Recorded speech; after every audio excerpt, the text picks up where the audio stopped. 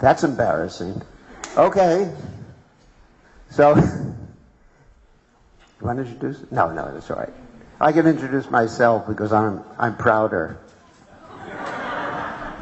And I know what good things to say about myself. So, one thing is, if we can, I guess everybody's seated is how they could sit, but it would be better if we could sit in a circle around me. If there's any way to change with so many people in the room, I guess not. Maybe not. Okay. So, welcome to the seminar on empathic communication. And before we start the seminar on empathic communication, we're going to chant a little bit. And we're going to chant in a little bit different way than you're accustomed to chanting. And I'm not talking about chanting demigod songs or anything like that. That's not the point. We're going to chant Jai Radha Madhava, but we're going to chant it differently. Not a different tune, but we're going to chant it in a way, hopefully, we can be connected to the meaning of Jai Radha Madhava. Because the whole point of empathic communication is to be connected, first of all, with Krishna. Who's Krishna? Does anyone know? Nobody knows. Okay. Krishna is the Supreme Personality of Godhead, and he has his girlfriend up there. So to be connected with Krishna and his girlfriend, Srimati Radharani, and to be connected with each other. So oftentimes, or most of the time maybe, we're pretty much disconnected because we do things in Krishna consciousness and in our relationships, interactions with each other that are more ritualistic. Ritualistic is something that's described by Srila Rupa Goswami as niyam agraha. Niyam agraha means to do things without being conscious of what you're doing, right? He says in the Upadesha Amrita, Achahara prayasa cha pajalpa niyam agraha janasanga shaloyam cha. I'm not going to translate the whole thing, but he says one of the things that interferes with our Krishna consciousness is doing things and not being connected. So we're going to talk about relationships, and then maybe at the end of the seminar we'll talk about connected to Krishna. But right now, we're going to give you a demonstration as we chant Jai Radha Madhava. Because how often do we think of the meaning of Jai Radha Madhava while we're chanting it? How often do we think of the meaning of the Hare Krishna Maha Mantra while we're chanting it? How often do we think Jai Radha Madhava, Radharani, Krishna, and what are they doing? Does anyone know? Kunja Bihari? What does Kunja Bihari mean? Huh? Yeah, enjoying in the groves of Vrindavan. Can you all picture that in your minds? Krishna and Radharani, of course, it's a little elevated. We don't want to become sahajas here. So it's a little elevated. Radha Madhava Kunja Bihari. Just picture that. Make a mental picture, imagination, visualize, whatever you're good at. And then, Gopi Jana Ballava Girivardhari. What does that mean?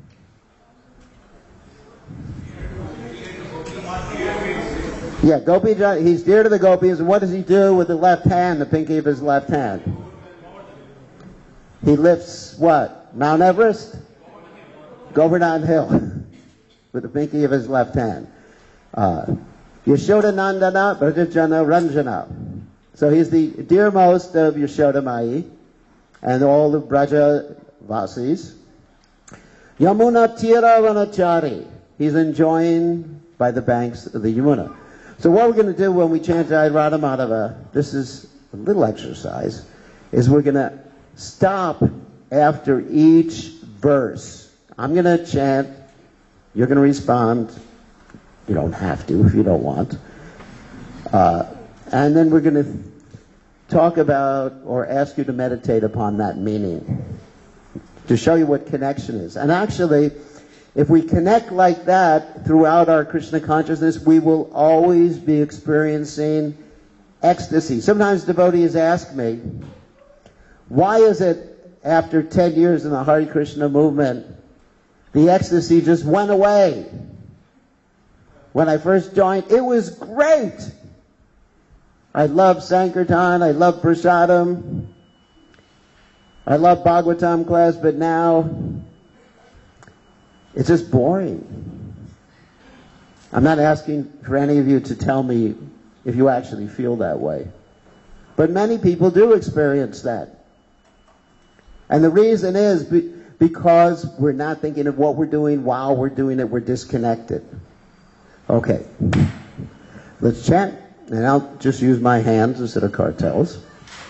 And you respond if you like. Jaya Radha Madhava Kunja Bihari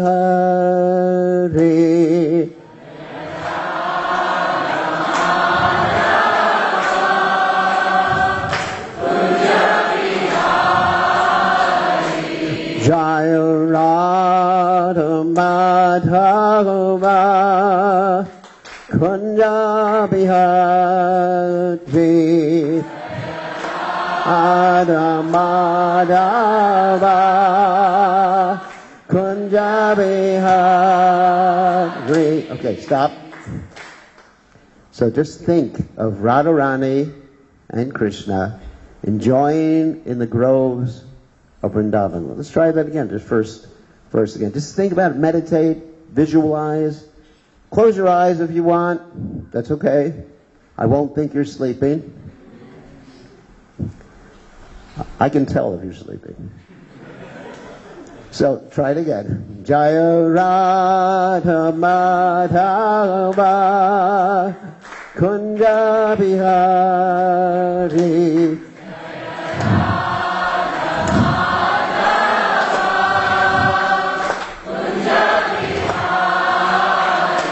Jaya Radha Madhava Kunja Bihari.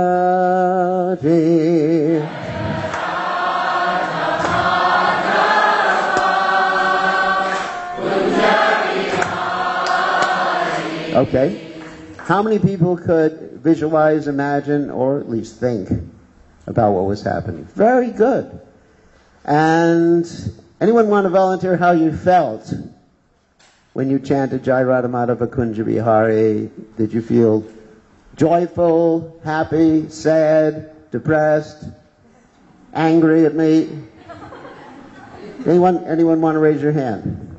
Yeah. What's that? Joyful. Very nice.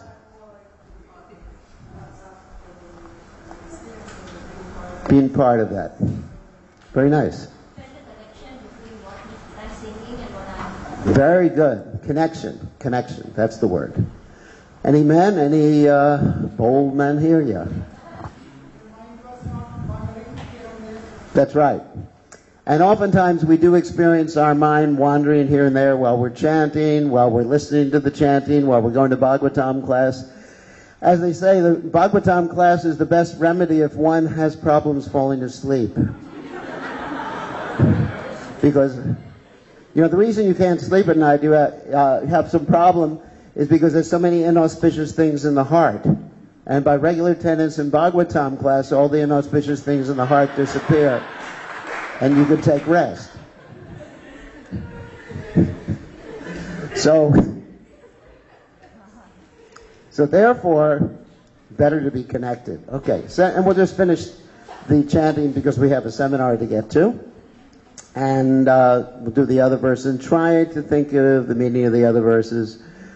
Gopi Jana Balabha Giri Bharadhari Gopi Jana Balava Girivardhari Gopi Jana Balava Girivardhari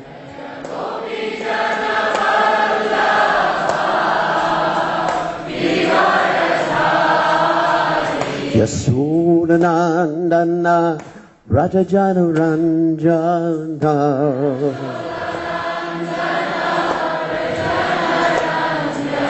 Yasodhanandana Rajajana Ranjana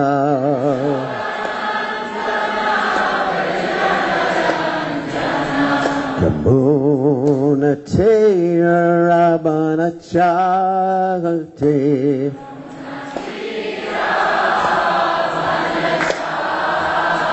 Yamunate Rabanachate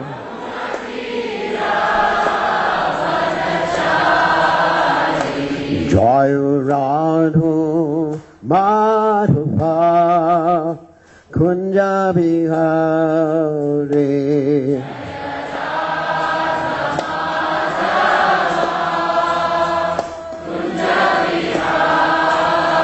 Jai Radhu Madhava Kunja Bihari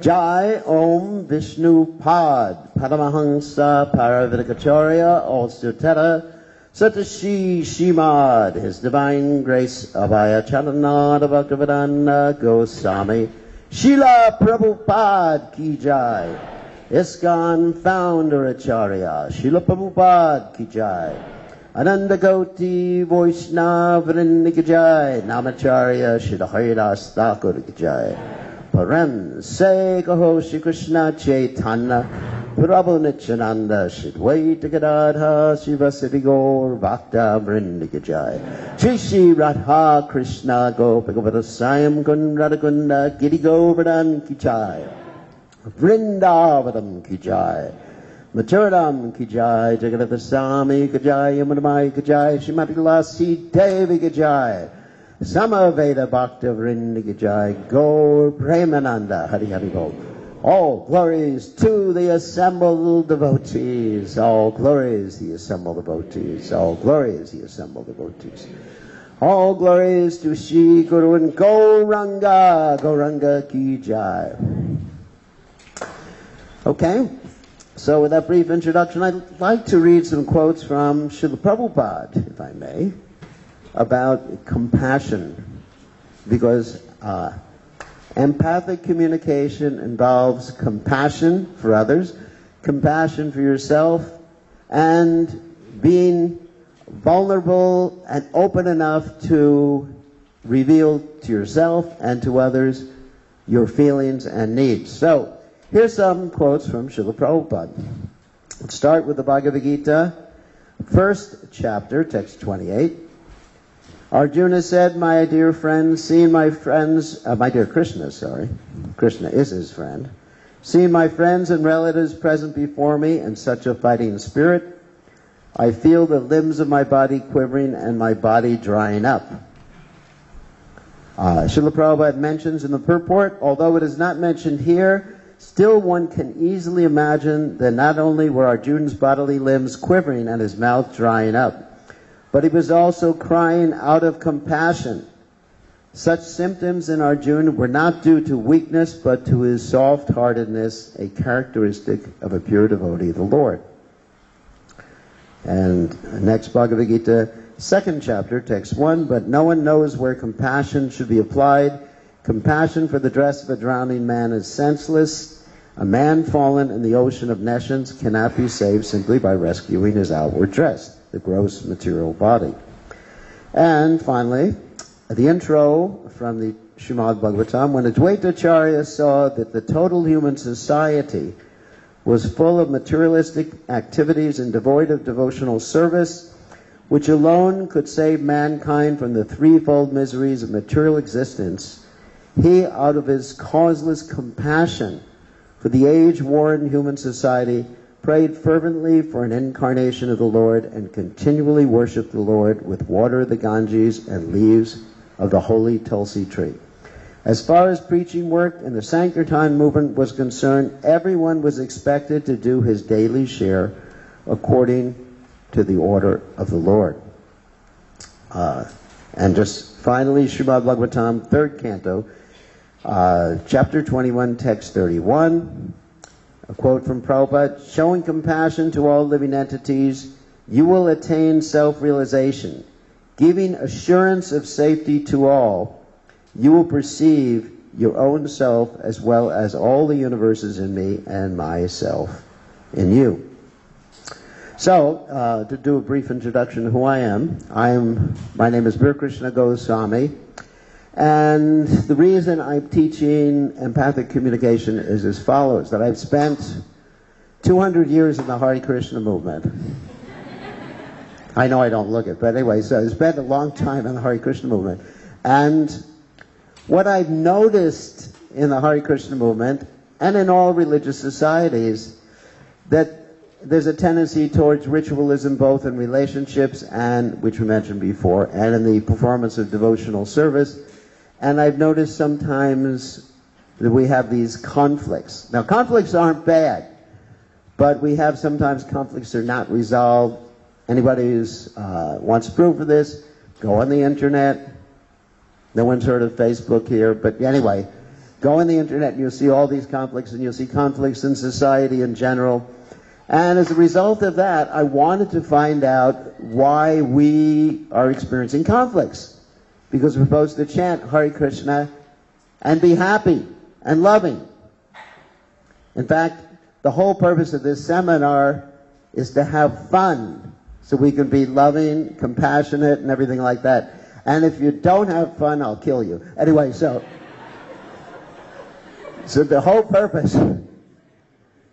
the reason I joined the Krishna conscious movement was to be happy. Prabhupada said the business of the temple president is make sure everyone's eating enough prasadam and is jolly. That's the temple president's first two duties. And the mission statement for ISKCON is more devotees, happier devotees. So these are very important points. So I noticed in many cases this wasn't happening. What is the reason? The problem is not in the process of Krishna consciousness or the activities of Krishna consciousness, but it goes deeper. So I wanted to see how to help devotees develop compassionate relationships. In order to do that, I study the works of Bhaktivinoda Thakur, particularly the Chaitanya Shikshamrita, in which Bhaktivinoda Thakur talks about our basic needs.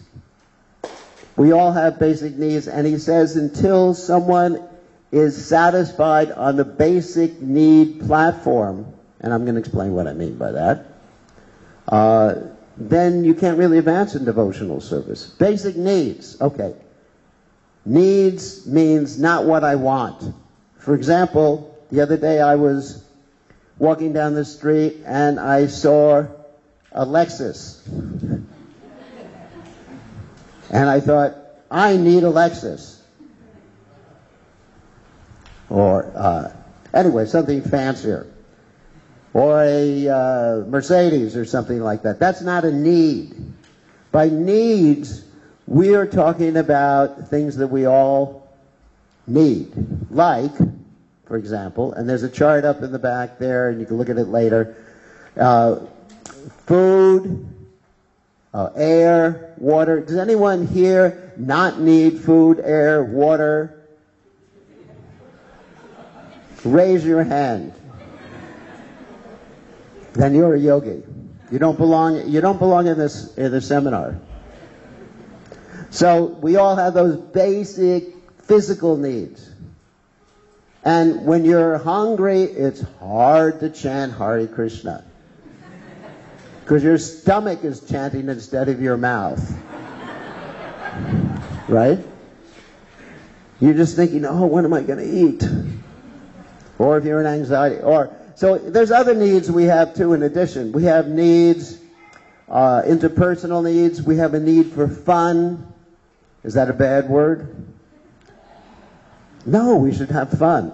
I'm having fun now. I'm not doing this because I didn't come here because I have to, because Ramapad Maharaj pressured me into coming here, because Prajalila pressured me into coming here. Maybe they did. Anyway, so I'm doing this because it's fun. I like doing this. I'm doing everything in my life right now because it's fun. I don't do anything because I have to do it. If you're doing anything because you have to do it, you're in trouble. If you're not having fun, you're in trouble. You're going to get sick. So anyway, so we have a need for fun, we have a need for recreation, we have a need for play, we have a need for interpersonal relationships. And here's a big one. If there's any brahmacharis in the room, don't listen. We have a need for love. No brahmacharis. Okay, that's good. We have a need for autonomy, making our own decisions in life. I'm just like, let me give an example of a child expressing autonomy. Usually when the children are growing up and they hit 2 years of age, that stage is called what? Terrible twos? Isn't that true? But it's not terrible, it's a wonderful twos. Because the child is expressing its need to make its, his or her, need to make their own decisions in life. That's wonderful. So we have our own a need for independence, interdependence. We're not talking about independence from Krishna. However, Krishna allows us to make independent choices. What did he say to Arjuna after he explained everything in the Gita?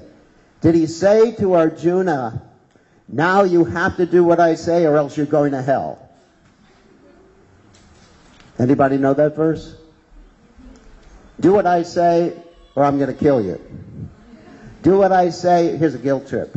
How can you do this to me, Arjuna? I've been your friend for so many years. You're giving me so much pain, Arjuna. You're going to kill me, Arjuna? No. He said, now that you've heard it, do what you want. That's called free will. So we have a need to make our own decisions in life, all these things, all the way up to the top, which is Krishna consciousness. We have a need to connect to Krishna. We have a need to connect with each other. We have a need for loving exchanges. All these different needs are there. We're going to be learning about them in this course. So in my studies, I came across these basic needs.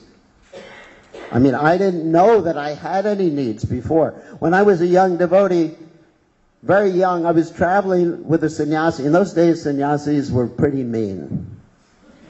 Nowadays, as we've gotten older, they're kinder, gentler, peace, love. It's different. I mean, none of you have experienced Krishna consciousness in the early days. All right, so I was traveling with a sannyasi who shall be nameless to protect the innocent. He's my friend still. So, no one you all know, maybe. So, I was a brahmachari, and I was his assistant. And I would tell him, I need to sleep. No, you're not the body.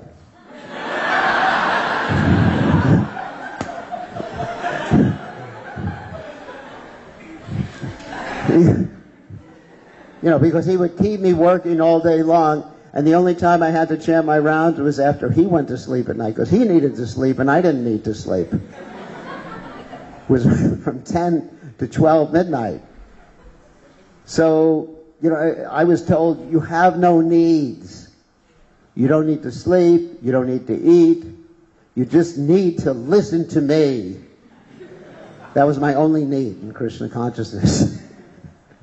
Fortunately, now he's my good friend, and he's definitely experiencing the fulfillment of his needs. Anyway, so, and I am too. So I investigated this whole need thing, that we all need needs. And after reading Bhaktivinoda Thakur's works, I started studying a little psychology. And one of the psychologists I studied was named Maslow. Anyone's heard of Maslow before? Yeah, Maslow, famous guy.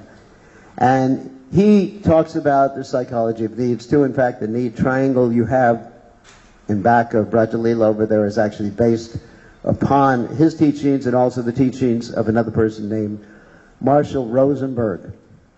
So after all this investigation, I came across the teachings of nonviolent communication, which were taught by someone named Marshall Rosenberg.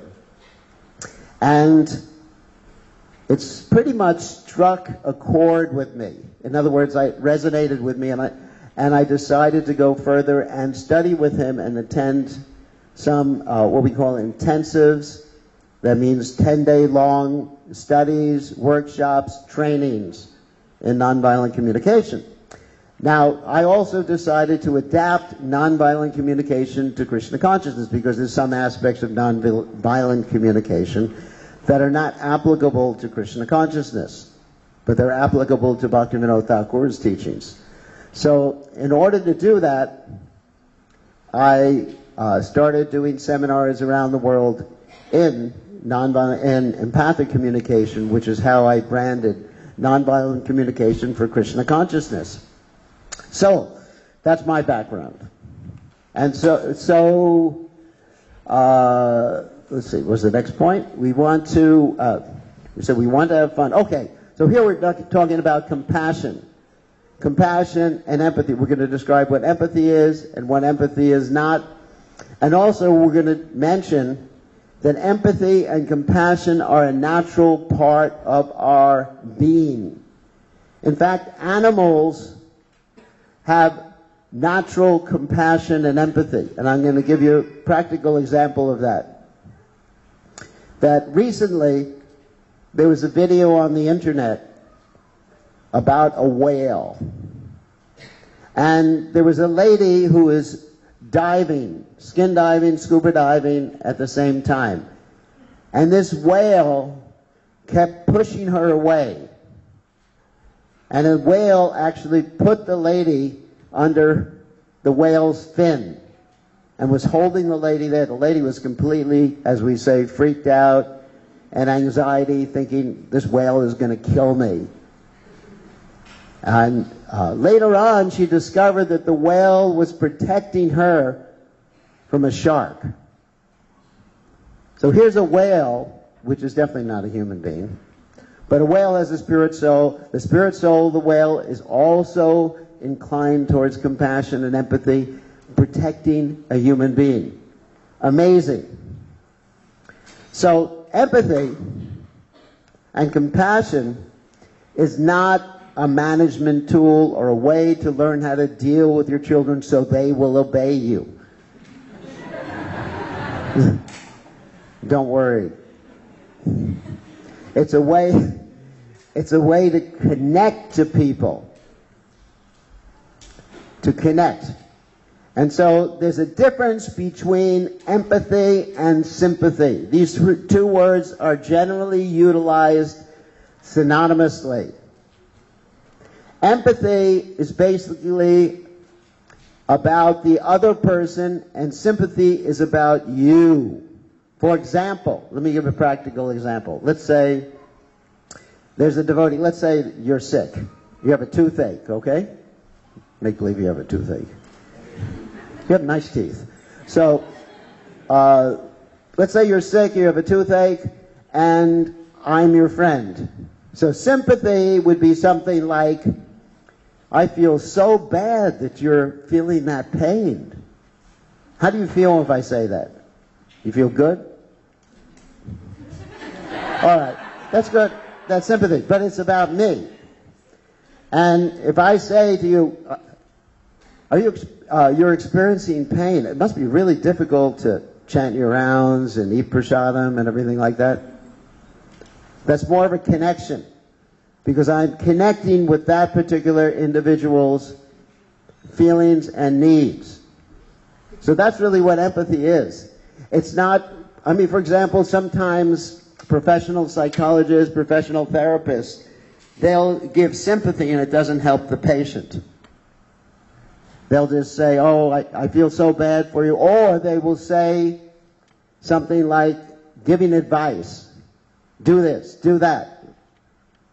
So that is not empathy, that is actually sympathy. So it changes consciousness in a way that we can resolve conflicts very easily and connect with each other. That's the power of empathy. And it gives you power with people rather than over people. Because generally we try to exert our power over people to control people, but it allows us to be with people and connect with people. So one benefit of learning this system of empathic communication is that you won't have to do a lot of the things you're doing now.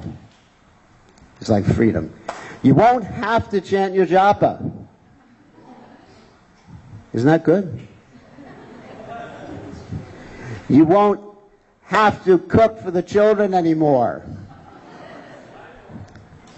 You won't have to listen to your parents anymore. Isn't that exciting? Wow! Liberation. No more japa, no more rising early. No. We still chant our japa. We still listen to our parents. That's a disappointment. We still cook for our children, but it's with a different energy. When we approach life with a have-to mentality, then we are disconnected from the particular activity and the particular meaning and the particular person we're doing that activity for. Like if I think, let's say, if I have to cook for someone, have to cook, and I just keep that mentality in my mind, I have to cook. I have to cook for you. It's just, it evokes in me a need for autonomy. And because it evokes in me a need for autonomy, I become rebellious, I become angry. Why do I have to do this? Same thing with chanting japa. If you have in your consciousness that I have to chant 16 rounds, then, as Srila Prabhupada explained one day when he was being a little humorous, he was chanting on his beads and he was moving his counter beads down, and when he moved the last one down, he said, oh, now I finished my rounds, I can do any damn thing. That will be your consciousness. Let me just get them done. When am I going to get my rounds done? So I can get onto my real life, like my mobile phone and my whatever else I have in life. Or watching TV or whatever else you do. No.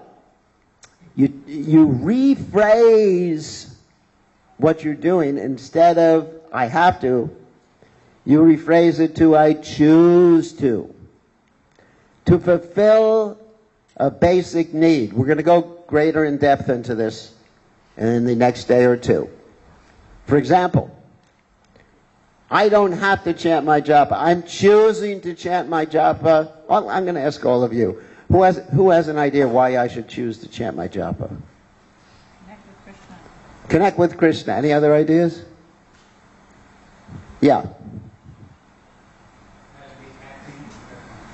Yeah, I'll be happy. Yes. That's another have to. It's my duty. When I hear the word duty, it makes me scared. I don't. Yes, we have a duty, but if we're simply doing things because of duty, that disconnects us from the activity. If you're chanting your japa, it's my duty to chant my japa. It's my duty to go to work. It's my duty to whatever else you're doing. Take my kids to school every day. Do you drive your kids to school? Doesn't it get dry after a while? Yeah. Driving the little brats to school every day. So any other reasons for chanting our japa? Yeah. Yeah, commitment. I want to be committed to Krishna, my spiritual master. That's good. That's an important need. Yes. To get to original state.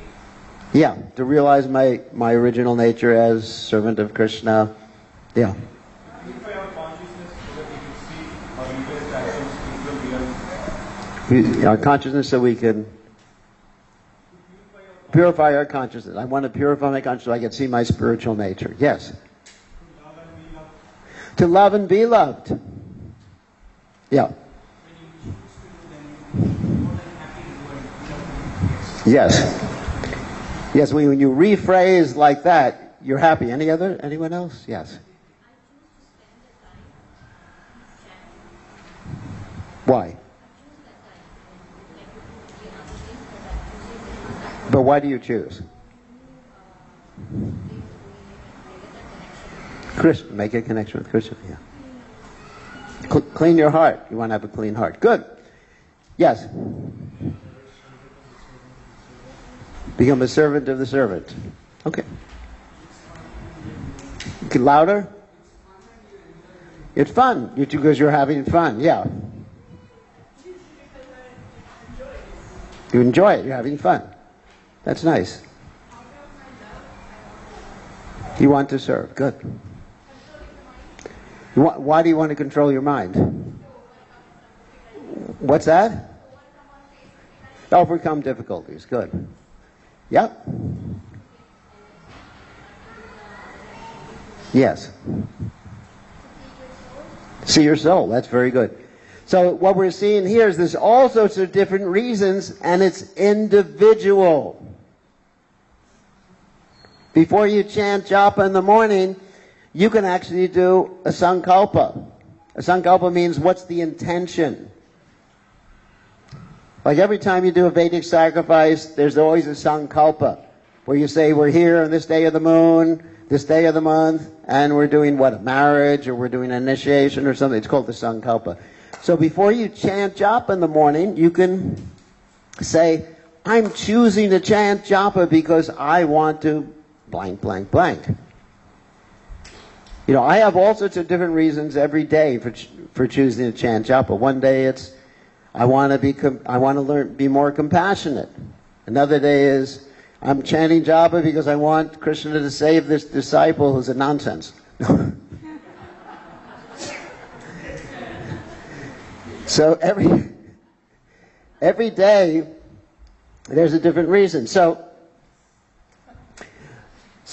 that's very important. Whatever you do, try not to do it with a feeling of have to.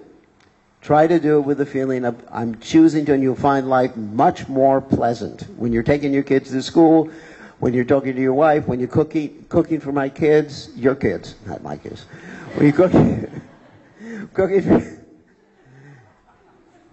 I got over 1,000, so it's not a problem. So when you're cooking for your kids, just think, I'm choosing to cook for my kids because I want them to grow up and be Krishna conscious. I'm bringing them to the temple because I want them to be Krishna conscious. That's important. And that's one of the first steps in empathic communication. So, but why are we seeing people, is another question I had in my mind before, seeing people not being compassionate in spite of being in a religious society. And this is a problem not only that we have within ISKCON, but every religious society has the same problem. That people are not acting compassionately in spite of having a compassionate, perfect philosophy. I mean, sometimes I've been told that you people in ISKCON, referring in general, it's not that everybody's like that, have the most personal philosophy. But why do you act so impersonally? You ever heard that before? A very personal philosophy. God's a person.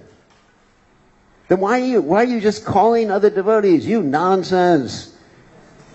You're in Maya. You're a dog. You're a less intelligent woman. In fact, we're going to do a little exercise right now, in a second.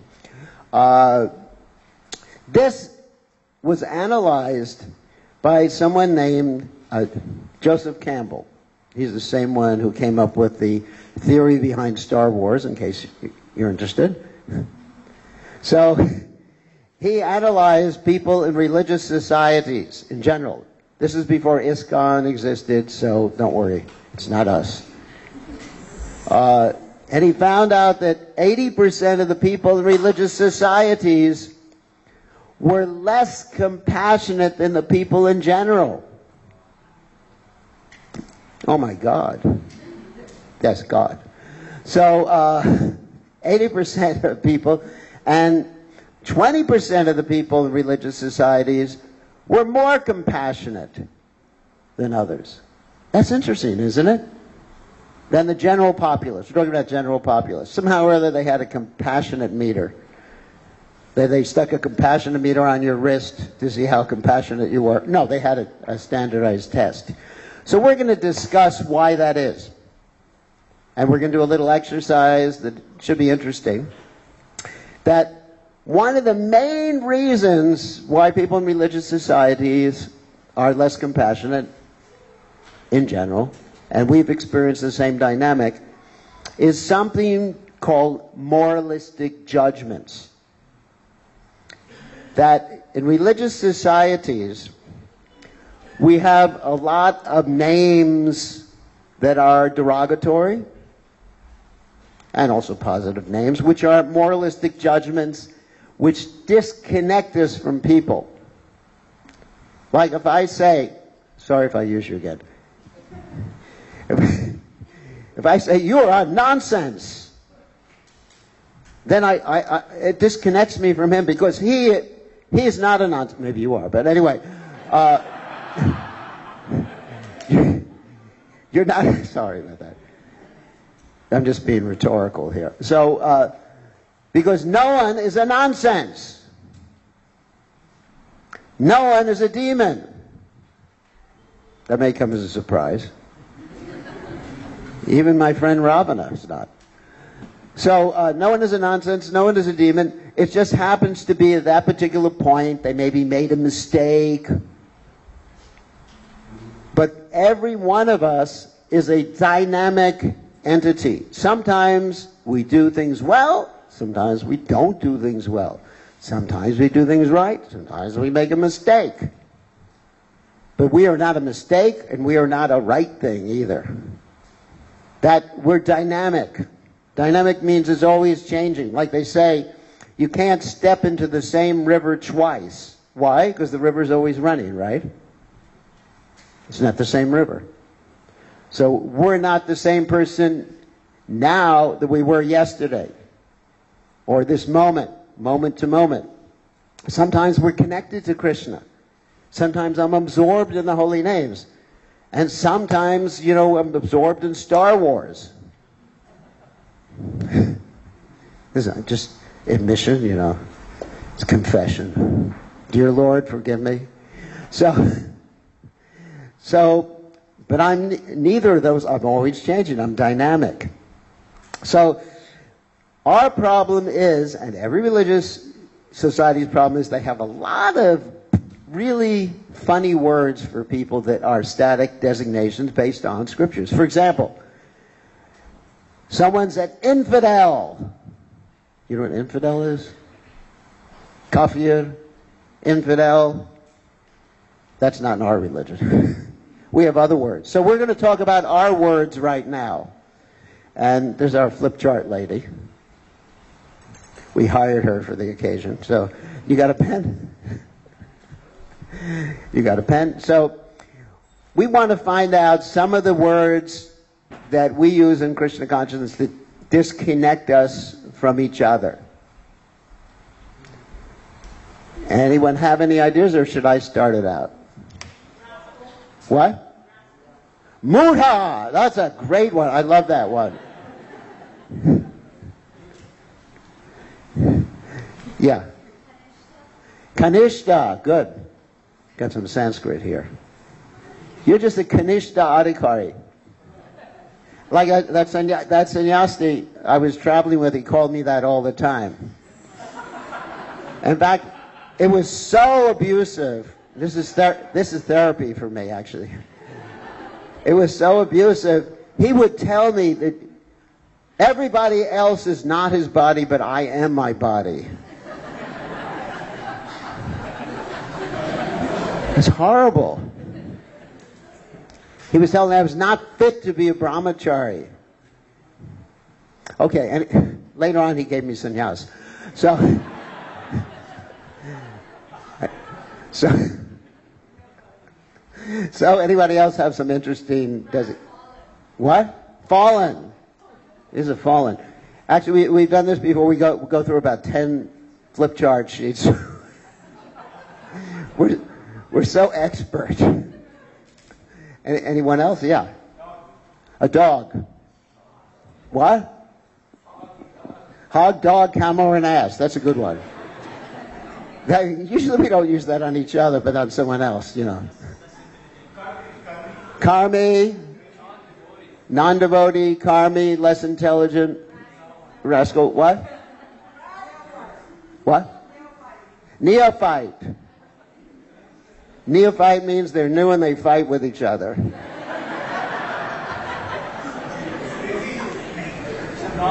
This is interesting, isn't it? Wow. We're having a lot of fun. Yeah. Hedonist. Low class. What? Malecha. We're expert. What? Moochie.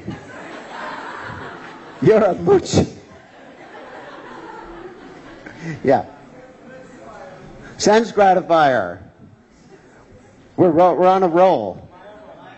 Mayavadi. Impersonalist. Can you keep up? We want everyone to take notes. Take these words home with you and use them. Yeah. Maya. You're in Maya. Actually, we have a special one for ladies. Maya Davies. Mataji's. What's that? Materialistic. Okay, take that off. What's that? Illiterate? Okay. Dumb, idiot. What's that? False ego. Chandala. How about Shudra? Nobody got that one yet. Non-believer, atheist.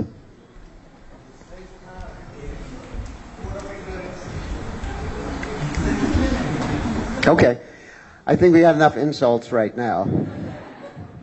So why don't you flip that again? So now we're going to do the positive ones. But what we're going to show you is the positive ones disconnect you from the person too. They're just as disconnecting as the negative ones. Pure devotee. You're a pure devotee. You know, it's an interesting encounter with that particular one. One time I was giving someone an instruction, you know, it would be nice if you woke up early, went to Mangalarti, and they said, that's easy for you to say because you're a pure devotee. I said,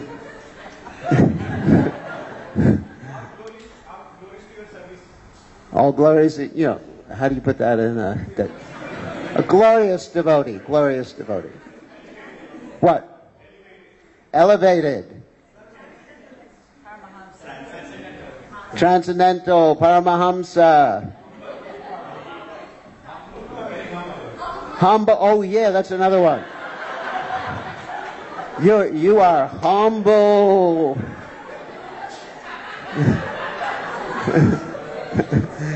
Yeah. What's that? Oh, there's a good one. You're an Uttama Adhikari. The servant leader. Sorry. You're a Mahabhagwat. What? Sincere? Sincere. Sadhu, Mahatma. What? Selfless. You are selfless. Isn't this exciting? You're renounced.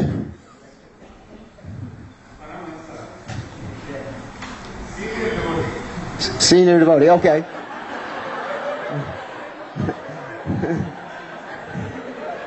But I'm not sure if that's positive or negative.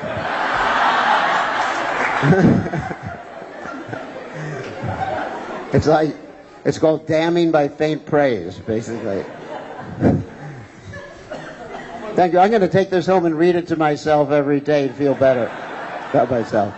So, the point we're making is that these designations, which some of them are Shastric, some of them are not Shastric, they're utilized with each other, and then we never really relate with each other. You know, once you give someone a label, let's say a negative label, like Prabhupada said something very funny one time. He said, give the dog a bad name and hang him. So then you can, you see that contributes to violence. As soon as you give someone a name like that, contributes to violence. In any case, bad or positive or negative, that disconnects us in religious societies. And that's one of our big problems, not to be using the designations we have in Shastra on each other. To what time do we have this first program today? 12:15. Okay, we'll keep on going. And so what we're going to teach is to basically focus on human needs, met or unmet, and learn how to share our feelings and needs and hear people with the heart rather than with judgment. So this empathic communication, just to summarize the introduction, can be used everywhere in temples, families, organizations. And in doing this, we can turn what we call monsters into real people. In other words, we don't see people in a negative way, and of course positive way too, and we shed our preconceived ideas about people. We are able to connect to people and develop deep, deep relationships. Does anyone have any questions at this particular point before we go on to the next portion? Yeah. You want to pass around the mic?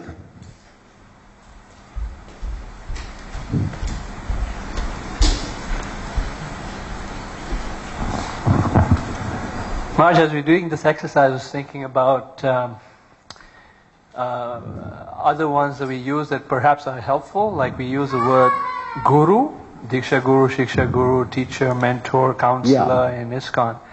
And I've seen that also tends to put a label on someone and all kinds of, we don't relate to them as a person because now they are the guru, for example. So isn't that also sort of blocks empathic communication at the same time it's needed? So could you comment on that? It depends on how you're using those terms, what your consciousness is when you're using those terms. Now, definitely some sort of hierarchy is necessary. And in general, the hierarchy shouldn't be based so much on position, but rather someone's ability or how someone is able to help you, rather than looking at someone in terms of their designation. But natural hierarchies are definitely there. I mean, there are parents. I hate to tell you that. There are parents, and the children are, let's say, dependent on the parents in many ways. So that these natural hierarchies have to be respected. It doesn't have to be respected, but they will help one work within those natural hierarchies to develop empathy with each other. But rather than just seeing the parents, for example, as that hierarchical personality, they should see the parents as a person with their own needs and feelings. And that's how relationships can be developed. For example, if the parents, and this is a whole segment of empathic communication, if the parents want to have a close relationship with their children, they should see beyond the fact that the children are their children and see them as entities who have their own feelings and needs. And the children should see the parents as entities that have their own feelings and needs to develop a close relationship. But still, it is a balance, to answer your question. There is a balance. You have to be aware of the natural hierarchies. That don't have to, but it's a good idea to be aware of the natural hierarchies. Yes, you have a question back there.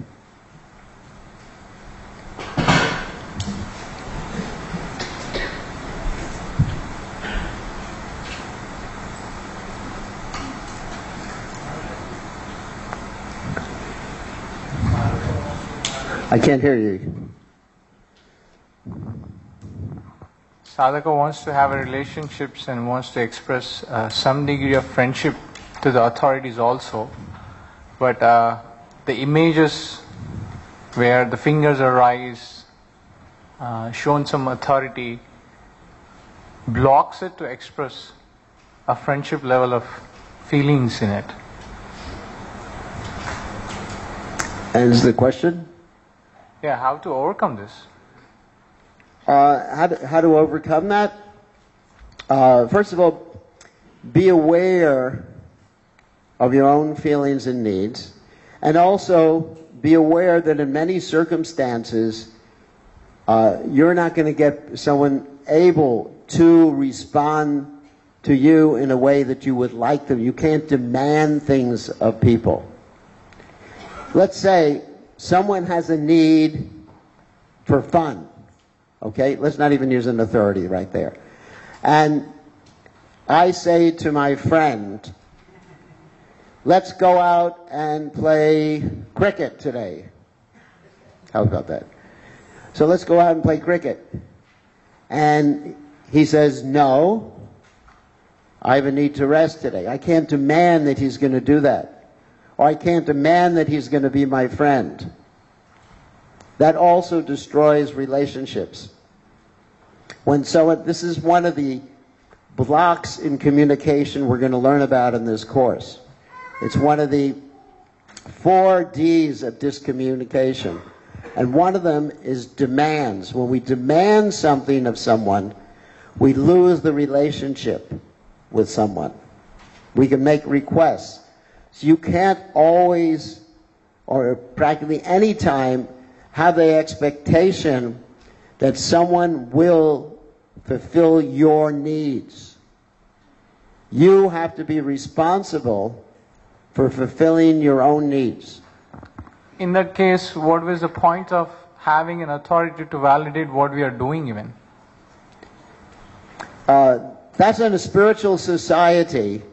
Let's not use the word authority, because for me that word has a lot of negative connotations to it. Because authority means someone who just like is your boss. Let's use the word a teacher, spiritual facilitator, a guru, whatever word you want to use. And that person facilitates your advancing in devotional service. If you're in a situation where your authority is demanding something of you, yes, then it's going to be very hard for you to do that activity from your heart. To do it in a voluntary devotional way. As Rupa Goswami says in his Bhakti Rasamrita Sindhu in the nutshell verse, Anyabhilashita Shunyam Jnanakarman Navartam Anukulyena Krishnanushilanam Bhakti Rutamam, that devotional service should be executed with a mood of devotion, joyfully, actively, and doing what the person asks you to do. So if it's something is demanded of you, it's unlikely you're going to be doing that in a devotional way. It has to be a request. And this is an important part of empathic communication, learning how to make requests from people, not demanding things from people, and being responsible for fulfilling one's own needs. For example, if I have a need for food, which is one of the basic needs, and I ask someone to cook for me, and they say no, and I get angry with them, that means I'm demanding something from them. And that relationship is not a pleasant relationship. Everything in Krishna consciousness should be done on the basis of loving reciprocation, connection. That's what makes us happy. If it's done because I have to, because I'm being forced to, because it's my duty, as we mentioned before, then it becomes something that's rather unpleasant that we want to escape from, and eventually we may be resentful of doing that particular thing. All right? Any other questions before we go on? Yes. Mike.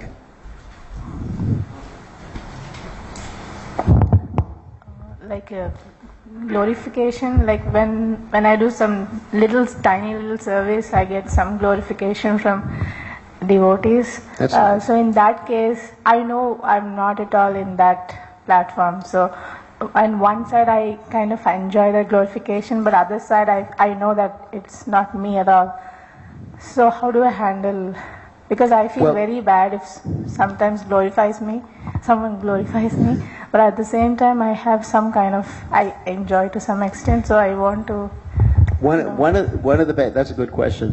One of the basic needs we all have is something called appreciation. Appreciation means recognition of something we have done to, let's say, help someone or connect with someone or present Krishna consciousness, something we have done. Now that is not the same thing as praise. There's a whole chapter in the book about appreciation. Actually, if any of you are interested in a copy of the book, I haven't read it yet, see Leela Shakti here, and we have some of my copies of the book about empathic communication. So praise is just a static designation again. Oh, you're so good. You're a good cook. But we need the feedback for what we're doing to feel encouraged. For example, let's say if you cooked nicely the other day. Instead of me saying to you, you're a great cook, I would say, the pakora you made the other day, or with me it'd be quinoa. So, because I don't take pakoras, I would say the quinoa soup you made the other day, without salt, without anything in it, was very tasty. Thank you very much. Now that's appreciation. But if I say, you're a fantastic cook, that's praise, and maybe it'll increase your false ego, but we need feedback like that. Just like after we finished with this seminar, I'd appreciate if devotees would write some feedback, what I could have done better, how I contributed to their life or happiness or something like that. I appreciate that. It encourages me. Just like before this course started, 2 devotees wrote some appreciation for my book, and I got them. Romapad Maharaj sent it to me, and I got it, and I said, wow, thank you. I feel really encouraged. I need the encouragement.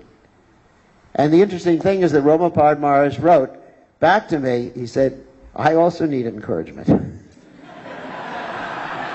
Because sometimes people think, oh, they're so elevated, we're absorbed in Brahman, Brahma Bhuta Prasanatma Nashochati Nakankshati Samaksarveshu Bhuteshu Madbhaktim Labate Param. I don't hanker or lament. Om Shanti Shanti. But we're human. We're souls and human bodies too, so we have needs. We have needs for rest, recreation, all those things. And one of the needs I have is a need for appreciation. How I contributed to help someone. It really makes me feel good. And it doesn't make me feel big and proud and puffed up. It encourages me to do more of the same. That's all. We need encouragement. It's not false ego. Okay, thank you for the question. Yes, another question. Microphone.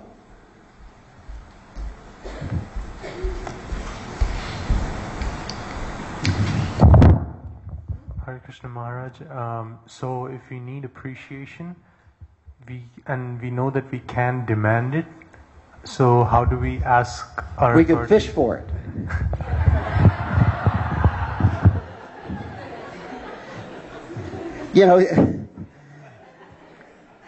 People do that.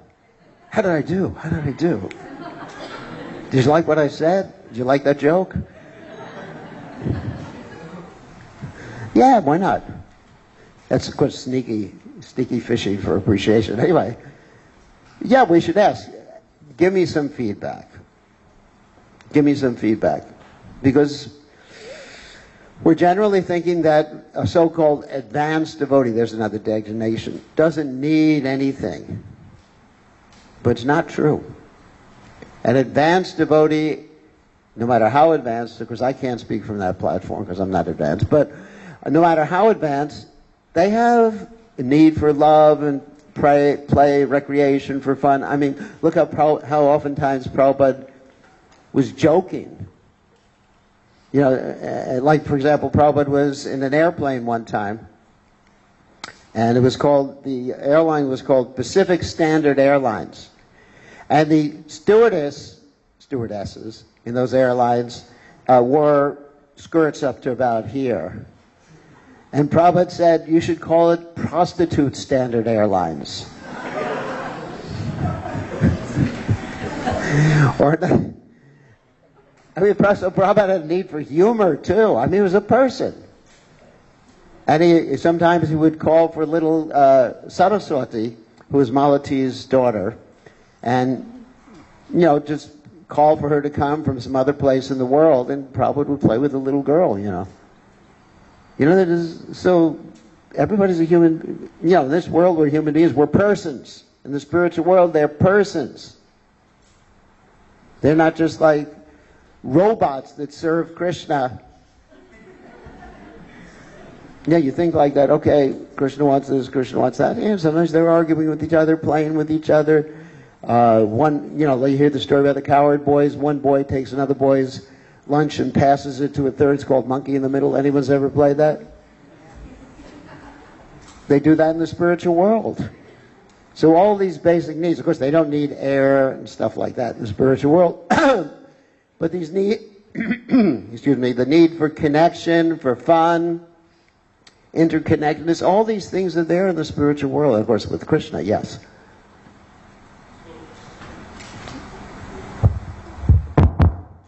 So, Prabhu, I have a question related to if need create a disappointment.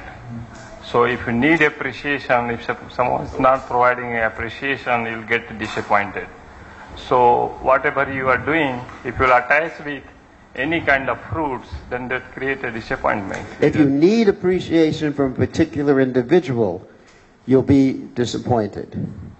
But we, in order to be stable, to progress in devotional service, it's important to recognize these basic human needs and try to make some strategy for it.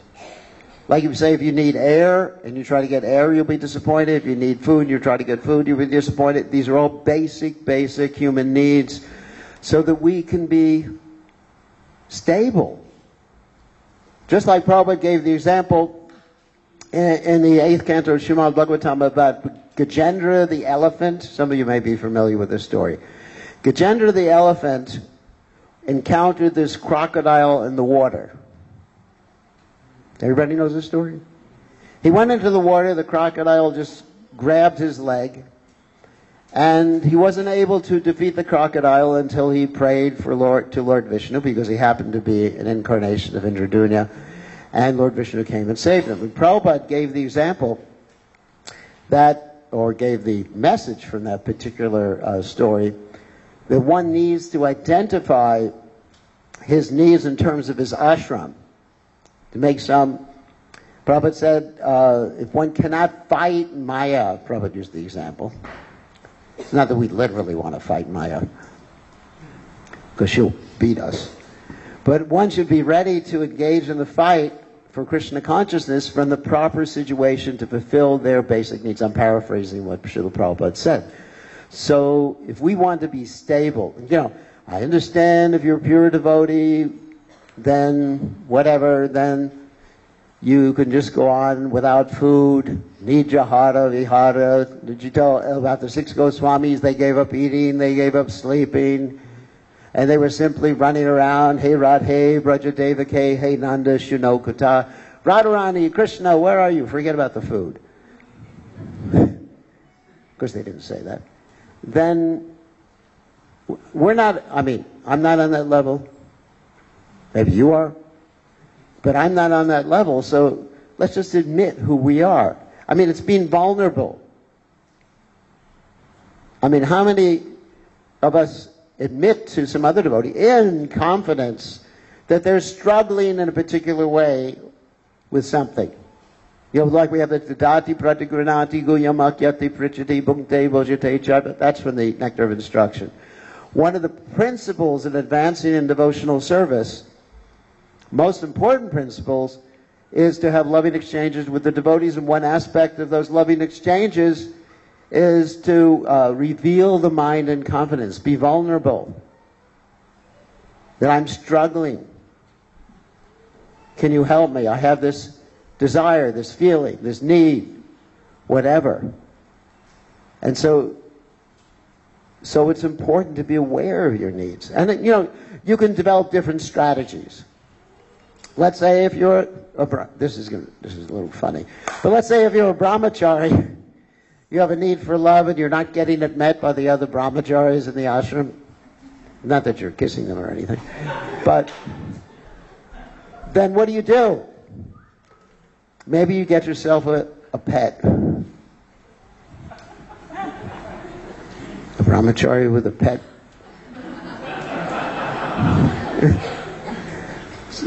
So, you find out some... The point I'm making, obviously you don't have brahmacharis with pets in the ashram.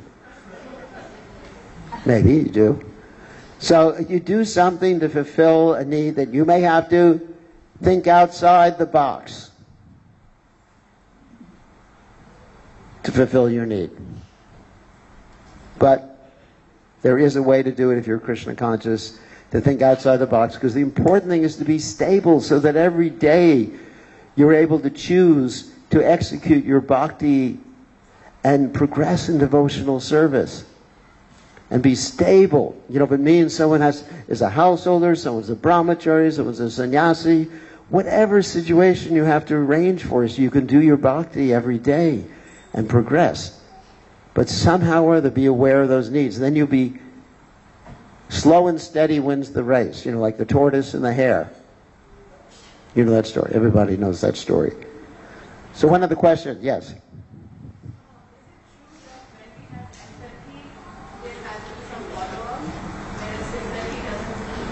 Has to be some follow-up? No, doesn't have to be follow-up. Empathy means connection. Means that I am trying to empathy for someone else. There's two types of empathy. There's empathy for yourself, which empathy begins at home, as it said. That I am feeling a certain way. This is part of the process which we're going to go into. Because I have a particular need. Let me figure out some strategy to fulfill that need. Empathy for others means to try to guess, are you unhappy because you have a need for food? And I may be wrong in guessing. The interesting thing about guessing about someone else's need, and you don't have to use that language either. If you're... One of the main criticisms of people who study nonviolent communication is they're always using the same language.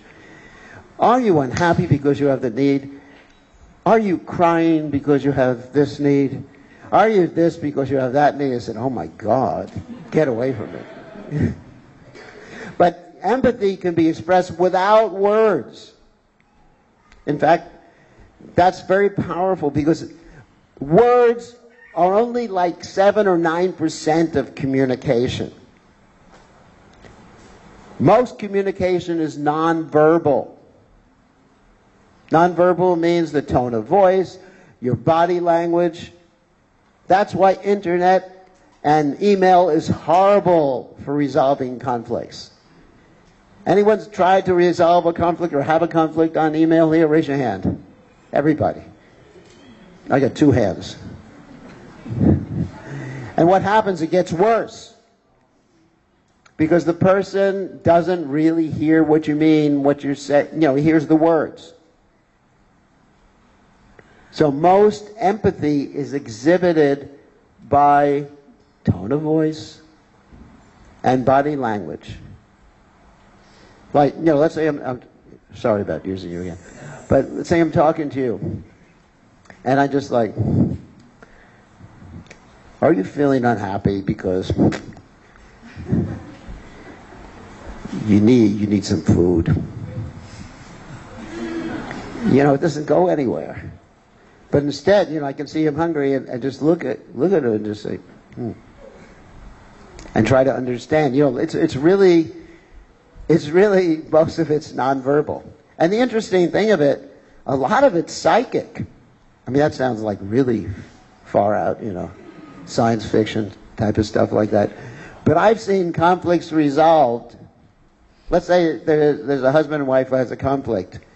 And one of the things we do to resolve the conflict is the wife will be, let's say, 1,000 miles away. Not that she's sent 1,000 miles away, which is not necessarily a bad idea.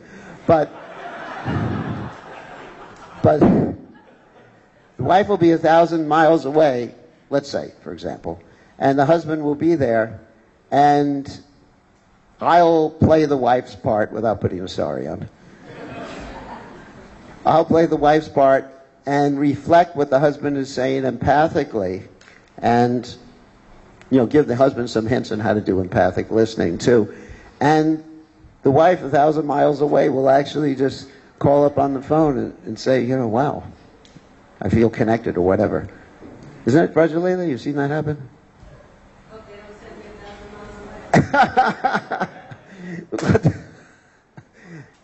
1,000 miles away. So anyway, so it's really powerful stuff. When you empathize with people, you really care. It's care. Care and also being vulnerable, not really caring what someone may think of you or what judgments someone may be making of you. Be willing to say what you're feeling and needing. So that's the beginning. So I think we have to take a break now. How long is the break for?